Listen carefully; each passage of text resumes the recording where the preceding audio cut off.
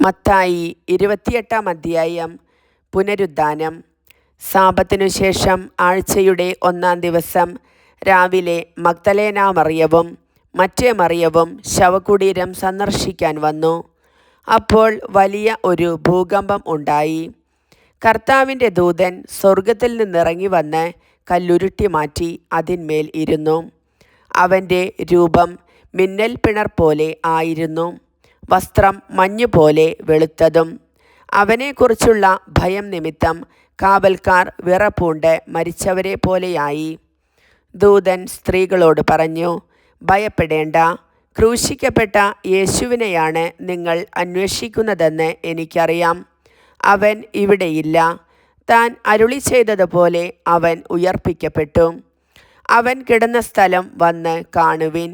വേഗം പോയി അവൻ്റെ ശിഷ്യന്മാരോട്, അവൻ മരിച്ചവരുടെ ഇടയിൽ നിന്ന് ഉയർപ്പിക്കപ്പെട്ടെന്നും നിങ്ങൾക്ക് മുൻപേ ഗലീലിയിലേക്ക് പോകുന്നെന്നും അവിടെ വച്ച് നിങ്ങൾ അവനെ കാണുമെന്നും പറയുവിൻ.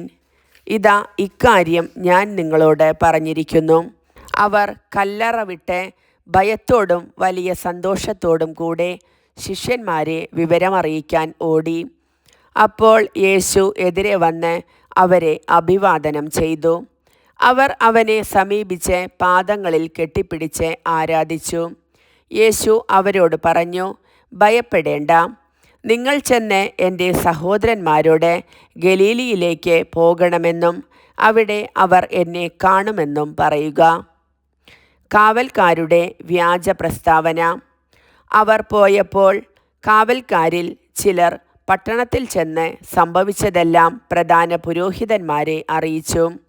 അവരും പ്രമാണികളും കൂടിയാലോചിച്ചതിനു ശേഷം പടയാളികൾക്ക് വേണ്ടത്ര പണം കൊടുത്തിട്ട് പറഞ്ഞു, ഞങ്ങൾ ഉറങ്ങിയപ്പോൾ രാത്രിയിൽ അവൻ്റെ ശിഷ്യന്മാർ വന്ന് അവനെ മോഷ്ടിച്ചു കൊണ്ടുപോയി എന്ന് പറയുവിൻ. ദേശാധിപതി ഇതറിഞ്ഞാൽ ഞങ്ങൾ അവനെ സ്വാധീനിച്ച് നിങ്ങൾക്ക് ഉപദ്രവമുണ്ടാക്കാതെ നോക്കിക്കൊള്ളാം. അവർ പണം വാങ്ങി നിർദ്ദേശമനുസരിച്ച് പ്രവർത്തിച്ചു. ഇത് ഇന്നും യഹൂദരുടെ ഇടയിൽ പ്രചാരത്തിലിരിക്കുന്നു. പ്രേക്ഷിത ദൗത്യം. യേശു നിർദ്ദേശിച്ചതുപോലെ 11 ശിഷ്യന്മാരും ഗലീലിയിലെ മലയിലേക്ക് പോയി. അവനെ കണ്ടപ്പോൾ അവർ അവനെ ആരാധിച്ചു. എന്നാൽ ചിലർ സംശയിച്ചു. യേശു അവരെ സമീപിച്ച് അരുളി ചെയ്തു, സ്വർഗത്തിലും ഭൂമിയിലുമുള്ള എല്ലാ അധികാരവും എനിക്ക് നൽകപ്പെട്ടിരിക്കുന്നു. ആകയാൽ നിങ്ങൾ പോയി എല്ലാ ജനതകളെയും ശിഷ്യപ്പെടുത്തുവിൻ. പിതാവിൻ്റെയും പുത്രൻ്റെയും പരിശുദ്ധാത്മാവിൻ്റെയും നാമത്തിൽ അവർക്ക് ജ്ഞാനസ്നാനം നൽകുവിൻ.